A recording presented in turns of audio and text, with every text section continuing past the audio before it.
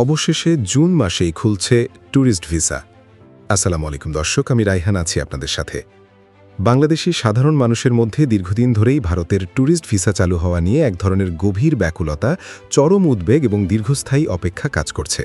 বিশেষ করে যারা উন্নত চিকিৎসার জন্য নিয়মিত পার্শ্ববর্তী দেশটিতে যাতায়াত করে থাকেন, যারা ভারতের বিভিন্ন নামী শিক্ষা প্রতিষ্ঠানে উচ্চশিক্ষার জন্য ভর্তি হয়েছেন, কিংবা যেসব সাধারণ মানুষ স্রেফ পরিবার নিয়ে একটু ঘুরে আসতে চান বা ওপারে থাকা দীর্ঘদিনের আত্মীয়স্বজনের সাথে দেখা করতে চান, তারা প্রত্যেকেই এখন অধীর আগ্রহে দিন গুনছেন। সাধারণ মানুষের মধ্যে একটা অত্যন্ত জোরালো এবং সর্বজনীন ধারণা তৈরি হয়েছিল যে পশ্চিমবঙ্গের বিধানসভা নির্বাচন শেষ হওয়ার সাথে সাথেই হয়তো ভারতীয় হাইকমিশন ভিসা দেওয়ার প্রক্রিয়াটি আবার পুরোপুরি স্বাভাবিক করে দেবে। কিন্তু বাস্তব চিত্রটি কিছুটা ভিন্ন রূপ নিয়েছে এবং সাধারণ মানুষের প্রত্যাশা অনুযায়ী ভোট শেষ হওয়ার সাথে সাথেই তাৎক্ষণিক কোনো বড় ঘোষণা বা আপডেট আসেনি। পশ্চিমবঙ্গের বহুল আলোচিত নির্বাচন গত 29 এপ্রিল সম্পূর্ণ শেষ হয়েছে এবং 4 মে তার ফলাফলও আনুষ্ঠানিকভাবে প্রকাশ হয়ে গেছে। ভোট শেষ হওয়ার পরও হুট করে কোনো বড় আপডেট বা সুসংবাদ না আসার পেছনে কিছু গভীর প্রশাসনিক, দীর্ঘমেয়াদী রাজনৈতিক এবং কৌশলগত আন্তর্জাতিক কারণ রয়েছে। এই ভেতরের আসল খবর বা ইনসাইড স্টোরিগুলো অত্যন্ত পুঙ্খানুপুঙ্খভাবে এবং বিস্তারিতভাবে জানা থাকলে আগামী জুন মাসে ভিসা পাওয়ার সম্ভাবনা কতটা জোরালো, কতটা বাস্তবসম্মত এবং কতটা যুক্তিযুক্ত তা বুঝতে এদেশের সাধারণ মানুষের অনেক সুবিধা হবে। প্রথম এবং সবচেয়ে বড় কারণটি হল পশ্চিমবঙ্গের সাম্প্রতিক নির্বাচনের ফলাফল এবং তার ফলে তৈরি হওয়া এক নজিরবিহীন ও বিশাল রাজনৈতিক পরিবর্তন। এই নির্বাচনে পশ্চিমবঙ্গের রাজনীতিতে একটি ঐতিহাসিক পরিবর্তন এসেছে, যা গত কয়েক দশকের রাজনৈতিক সমীকরণকে বদলে দিয়েছে। দীর্ঘদিন ধরে ক্ষমতায় থাকা তৃণমূল কংগ্রেসকে হারিয়ে ভারতীয় জনতা পার্টি সেখানে এক বিশাল ব্যবধানে জয়ী হয়ে সম্পূর্ণ নতুন একটি সরকার গঠন করেছে। এই ধরনের বড় রাজনৈতিক ও শাসনতান্ত্রিক পরিবর্তনের পর স্বাভাবিক নিয়মেই স্থানীয় প্রশাসন, পুলিশ প্রশাসন এবং সামগ্রিক আমলাতান্ত্রিক স্তরে ব্যাপক রদবদল ঘটে। একটি নতুন রাজনৈতিক দল যখন কোনো রাজ্যে দায়িত্ব নেয়, তখন তাদের প্রথম এবং প্রধান প্রায়োরিটি থাকে রাজ্যের অভ্যন্তরীণ স্থিতিশীলতা, আইন শৃঙ্খলা পরিস্থিতি এবং সার্বিক নিরাপত্তা নিশ্চিত করা। এই অভ্যন্তরীণ রাজনৈতিক ও নতুন প্রশাসনিক ব্যস্ততার কারণে আন্তর্জাতিক সীমান্ত ব্যবস্থাপনা, বিদেশি নাগরিকের যাতায়াত কিংবা ভারতের ভিসা চালুর মতো দ্বিপাক্ষিক ও নীতিগত বিষয়গুলো সাময়িকভাবে কিছুটা আড়ালে পড়ে গিয়েছিল এবং স্বভাবতই এই সংক্রান্ত ফাইলগুলো দিল্লির টেবিলে ধীর গতিতে এগোচ্ছিল। দ্বিতীয় গুরুত্বপূর্ণ কারণটি দিল্লির সবুজ সংকেত এবং নতুন হাইকমিশনারের দায়িত্ব গ্রহণের সুনির্দিষ্ট টাইমিং বা আন্তর্জাতিক সময়ের সাথে গভীরভাবে জড়িত। ভারতের ভিসা পলিসি বা ভিসা সংক্রান্ত যে কোনো ধরনের চূড়ান্ত সিদ্ধান্ত পুরোপুরি নিয়ন্ত্রণ করে থাকে দিল্লির কেন্দ্রীয় সরকার, বিশেষ করে দেশটির স্বরাষ্ট্র মন্ত্রণালয় এবং পররাষ্ট্র মন্ত্রণালয়। পশ্চিমবঙ্গের রাজ্যের নির্বাচন শেষ হলেও দিল্লি থেকে এখনও ঢাকাস্থ ভারতীয় হাইকমিশনে কোনো চূড়ান্ত সবুজ সংকেত বা অফিসিয়াল অনুমতি পাঠানো হয়নি। এর পেছনে একটি বড় ধরনের কূটনৈতিক কৌশল ও দীর্ঘমেয়াদী পরিকল্পনা কাজ করছে। ভারত সরকার মূলত চাচ্ছে নতুন হাইকমিশনারের বাংলাদেশে যোগদানের বিষয়টির সাথে এই বড় ঘোষণাটিকে চমৎকারভাবে মেলাতে। আগামী জুন মাসে নতুন হাইকমিশনার বাংলাদেশে এসে তার অফিসিয়াল দায়িত্ব পুরোপুরি নিতে যাচ্ছেন। দায়িত্ব নেবার পর বাংলাদেশি নাগরিকদের জন্য ট্যুরিস্ট ভিসা পুনরায় চালু করার বহুল প্রতীক্ষিত ঘোষণাটি হবে তার নতুন কর্মজীবনের প্রথম বড় এবং অত্যন্ত ইতিবাচক একটি অফিসিয়াল অ্যাসাইনমেন্ট।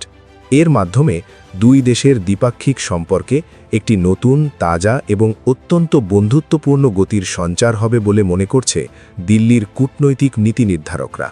নতুন হাইকমিশনারের আগমনকে দুই দেশের মানুষের কাছে স্মরণীয় এবং ফলপ্রসূ করতে এবং বাংলাদেশের সাধারণ জনগণের কাছে একটি বড় ধরনের ইতিবাচক বন্ধুত্বসুলভ বার্তা দিতেই মূলত এই কূটনৈতিক ক্ষণটির জন্য মে মাস জুড়ে অপেক্ষা করা হচ্ছে এবং চূড়ান্ত ঘোষণাটি সাময়িকভাবে আটকে রাখা হয়েছে। তৃতীয় বিষয়টি হল পর্দার আড়ালের ব্যাপক কারিগরি প্রস্তুতি এবং ডিজিটাল সক্ষমতা বৃদ্ধির কাজ, যা বাইরে থেকে সাধারণ মানুষের চোখে একদমই পড়ছে না। বাইরে কোনো বড় অফিসিয়াল ঘোষণা বা দেশের বড় সংবাদ মাধ্যমগুলোতে কোনো আপডেট না এলেও ভেতরে ভেতরে ইন্ডিয়ান ভিসা অ্যাপ্লিকেশন সেন্টার বা আইভ্যাক এবং ভারতীয় হাইকমিশন তাদের যাবতীয় অভ্যন্তরীণ প্রস্তুতি প্রায় সম্পন্ন করে এনেছে।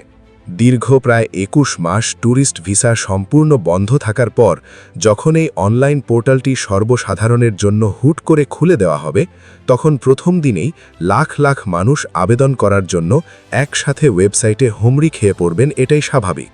এই বিশাল সংখ্যক আবেদনকারীর আকস্মিক চাপে যেন মূল ইন্টারনেট সার্ভার ক্র্যাশ না করে বা কোনো ধরনের কারিগরি বিপর্যয় না ঘটে, সেজন্য সার্ভার টেস্টিং করা, ডেটাবেজ আপগ্রেড করা, কারিগরি সক্ষমতা বহুগুণ বৃদ্ধি করা এবং লজিস্টিক্স গোছানোর কাজ মে মাসের এই নীরব সময়ে অত্যন্ত সতর্কতার সাথে করা হচ্ছে।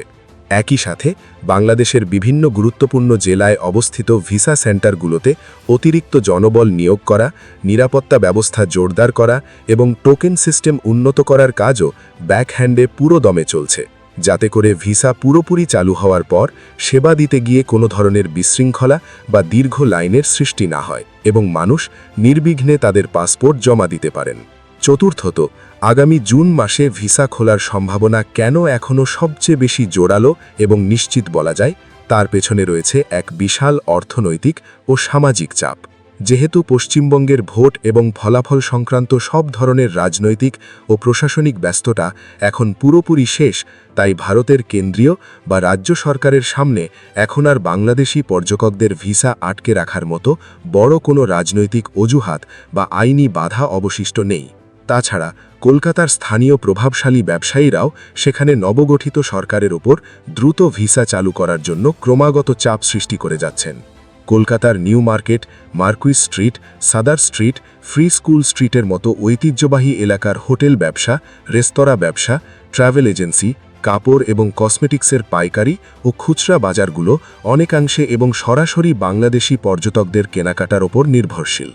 দীর্ঘদিন ধরে বাংলাদেশি ক্রেতাদের অনুপস্থিতির কারণে সেখানকার স্থানীয় অর্থনীতিতে এক বড় ধরনের মন্দা দেখা দিয়েছে এবং বহু ক্ষুদ্র ও মাঝারি ব্যবসায়ী চরম লোকসানের মুখে পড়ে ব্যবসা বন্ধ করার উপক্রম হয়েছেন। একই সাথে দক্ষিণ কলকাতা এবং মুকুন্দপুরের বড় বড় নামী বেসরকারি হাসপাতালগুলো চাচ্ছে দ্রুত যেন যোগাযোগ ও যাতায়াত ব্যবস্থা স্বাভাবিক হয়, কারণ তাদের মোট আয়ের একটা বিরাট অংশ আসে বাংলাদেশি মেডিকেল ট্যুরিস্ট বা চিকিৎসা নিতে যাওয়া রোগীদের কাছ থেকে। ফলে এই প্রভাবশালী ব্যবসায়ী মহল, হোটেল মালিক সমিতি এবং চিকিৎসা খাতের বড় বড় মালিকদের তীব্র অর্থনৈতিক চাপও ভারতীয় ভিসা চালুর প্রক্রিয়াকে দ্রুত সম্পন্ন করতে নীতিগতভাবে বাধ্য করছে। সবাই যে সাধারণ ধারণা করেছিলেন যে পশ্চিমবঙ্গের ভোটের পরপরই ভিসা খুলবে, তা মূলত নীতিগত এবং কৌশলগতভাবে সম্পূর্ণ সত্যি ছিল।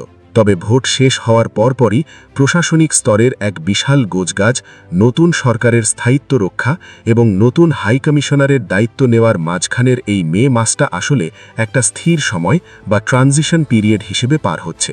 সব কিছু মিলিয়ে পরিস্থিতি এখন একদম চূড়ান্ত এবং ইতিবাচক পর্যায়ে রয়েছে। সমস্ত প্রশাসনিক ও কূটনৈতিক প্রস্তুতি যেহেতু মে মাসেই গুছিয়ে রাখা হচ্ছে, তাই জুনের মাঝামাঝি বা শেষ সপ্তাহের দিকেই ভারতের ট্যুরিস্ট ভিসা চালুর অফিসিয়াল ঘোষণা আসার সম্ভাবনা সবচেয়ে বেশি। তাই সাধারণ আবেদনকারীদের জন্য এখন থেকেই নিজেদের প্রয়োজনীয় নথিপত্র যেমন পাসপোর্ট নবায়ন করা, ব্যাংক স্টেটমেন্ট হালনাগাদ করা, ইউটিলিটি বিলের কপি এবং অন্যান্য প্রয়োজনীয় কাগজপত্র গুছিয়ে রাখা অত্যন্ত বুদ্ধিমানের কাজ হবে, যেন পোর্টাল খোলার সাথে সাথেই কোনো ঝামেলা ছাড়াই আবেদন প্রক্রিয়াটি দ্রুত সম্পন্ন করা যায়।